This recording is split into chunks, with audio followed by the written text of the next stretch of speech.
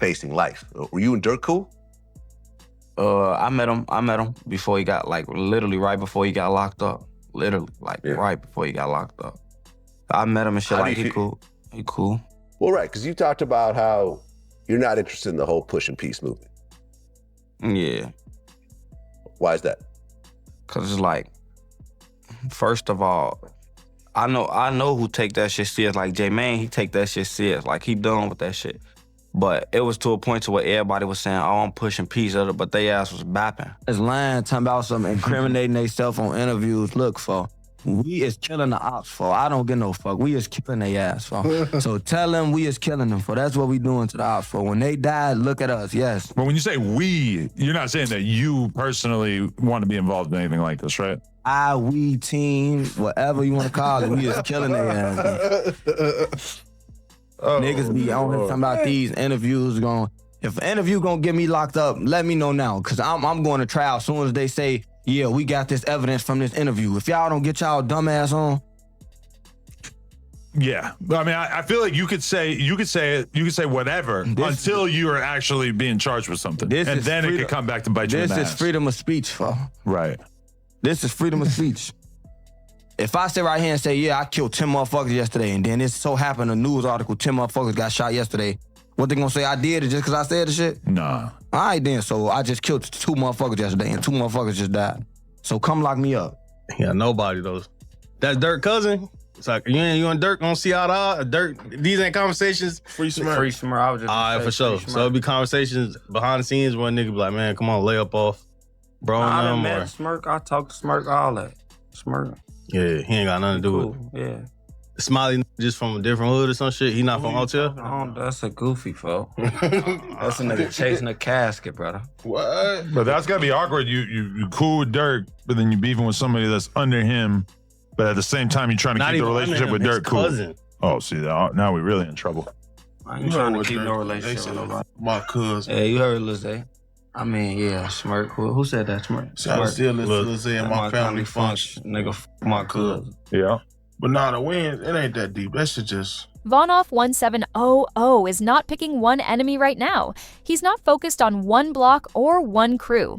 He has been crashing out on multiple sides simultaneously, and the deeper you look into it, the more serious it gets. From dissing Lil Durk's cousin to the situation with THF that almost crossed into something nobody could walk back. This is everything that's been going down. Let's start with the context, because it matters. VonOff1700 and Lil Durk were actually cool at one point. He said in interviews that he met Durk literally right before Durk got locked up and described him as a solid dude. Given the King Von and OTF connections floating around, it wasn't surprising that people from the same city with overlapping circles would pull up and vibe. The energy seemed fine. Nobody expected what was about to develop. The first public sign that things were changing came when THF46G Baby posted a picture out west alongside Black Mob members in their hood. That single post caught everybody's attention immediately because Toss Gang and Black Mob have been known ops for years. That's not a secret in Chicago. Everybody in the culture knows where those two sides stand with each other. So when fans saw a THF member posted up with Black Mob in their territory, the question of why became instant conversation. What made it even more layered is that Smiley, Lil Durk's cousin, is a well-known Black Mob member. Durk has shouted Smiley out in songs before, which meant the connection between Smiley and that side was already publicly established. From Toss Gang's perspective, seeing THF members posted up with Black Mob wasn't just a random photo. It looked like alignment with their ops. Whether G-Baby and Smiley did it knowing it would create tension, or whether it was genuinely casual, fans started debating immediately.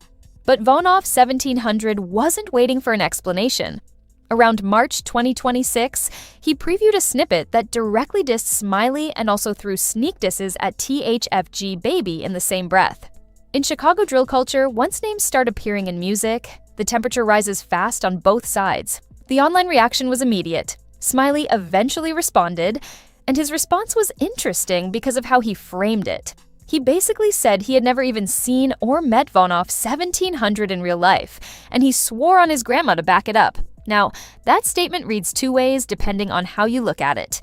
One interpretation is that Smiley was genuinely trying to deflate the situation, saying he doesn't even know this person personally, which could be read as him not wanting to give VonOff the attention he was looking for.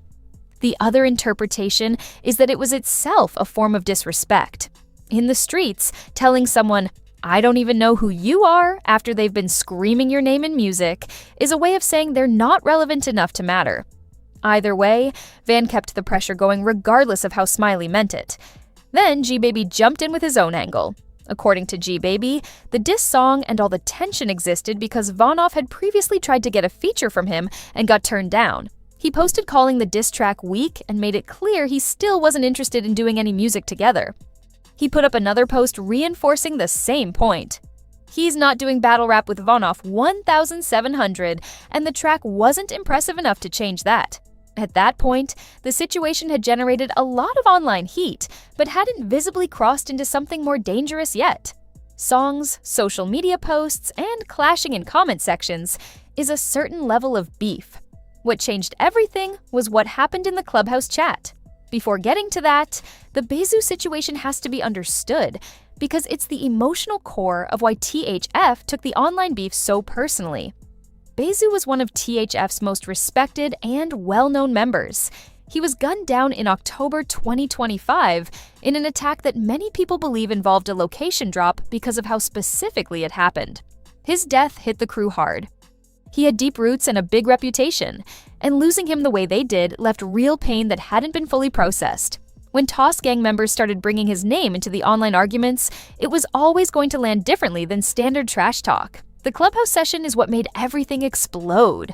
What started as online noise turned into a heated real-time confrontation between both sides in an audio room that began circulating everywhere. Toss Gang members and THF members were going back and forth. The conversation escalated fast, and the core argument became about whether the people responsible for various deaths on both sides had actually been dealt with. Toss Gang was pushing back on THF's claims about getting get back, saying the people responsible were still alive. THF was pushing back on those denials. Both sides started getting more aggressive as the conversation went on. The moment it truly crossed a line was when Toss Gang members started openly mocking Bezu's death during the argument. In the streets, disrespecting someone's dead homie during a live confrontation isn't just trash talk. It's one of the most direct ways to signal that you don't care about what comes next. It tells the other side that you're not looking to squash anything, you're looking to make it worse. That's how people in that world read it, and THF read it exactly that way. After the Clubhouse session ended, Toss Gang kept the pressure going on social media. Members posted things like, "Another one bites the dust," referencing Bezu's death, alongside other disrespectful messages directed at THF.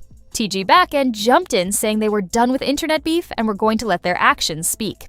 Big Jilla posted that they were ready to kick things off, basically putting it out there publicly that they were prepared for whatever was coming. THF wasn't going to absorb all of that without reacting. Both the Clubhouse disrespect and the follow-up social media posts about Bezu pushed the situation past the point where it looked like something that would simply fade out on its own. Now, VonOff1700's position in all of this is complicated because he's already got multiple fronts going. The beef with Smiley involves Lil Durk's circle, even while Durk is locked up and unable to personally navigate the situation. VonOff said himself that he still says free Durk and that Durk has nothing to do with it, that Smiley is just from a different hood making bad decisions. But that explanation doesn't fully land for people watching from the outside because the relationship between Smiley and Durk is publicly documented. Even if VonOff draws the distinction clearly in interviews, the optics of beefing with someone Durk has publicly acknowledged while claiming to still have respect for Durk is a complicated line to hold. What Van has been consistently clear about is that he has no interest in the push peace movement. He said it directly. He knows who takes the push peace messaging seriously and who's just saying it publicly while moving differently behind the scenes. From his perspective, the people on the other side of his beefs aren't actually trying to squash anything, they're using peace talk as cover, so he's not interested in participating in that. His mindset in interviews has been straightforward. His crew moves on their ops, that's what they do, and he's not going to pretend otherwise to make people comfortable. That attitude is part of what makes every new piece of this story feel like it's pointing in one direction. The Smiley situation started as a photo. The G-Baby angle started as a feature refusal. The clubhouse situation started as an online argument. But in Chicago's drill scene, the pattern of where these things go once the dead get disrespected and both sides start publicly signaling they're ready is not hard to predict. VonOff1700 is beefing with Lil Durk's cousin. He's got smoke with THF members who are fresh off losing one of their most respected people and who were mocked about it publicly. His people have been posting that they're ready to kick things off. And his own mindset on video record is that pushing peace is not something he's interested in. The online beef between these sides has already gone past the point of just being entertainment for drill fans watching from the outside. Both sides have said too much, disrespected too much, and publicly committed to too much to walk it back quietly now. Drop a comment. Do you think this situation can get squashed before it gets worse? Or is it already past that point?